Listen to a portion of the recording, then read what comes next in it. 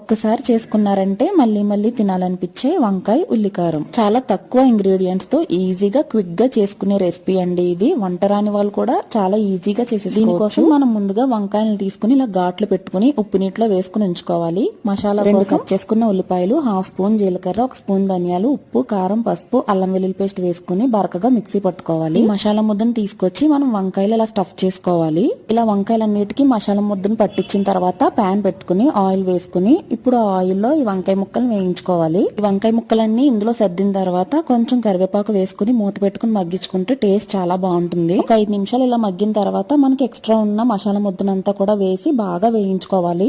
ఈ ఆనియన్స్ అన్ని మనకి బ్రౌన్ కలర్ లో మారేంత వరకు వేయించుకుంటేనే మనకి టేస్ట్ ఉంటుందండి. ఇలా అడుగు పట్టకుండా మధ్యలో కలుపుకుంటూ 10 నుండి 15 నిమిషాల పాటు మగ్గించుకుని లాస్ట్ గా కొత్తిమీర చల్లుకుంటే టేస్టీ వంకాయ కర్రీ రెడీ అయిపోయింది. నచ్చితే లైక్ చేసి సబ్స్క్రైబ్ చేసుకోండి. Thanks for watching.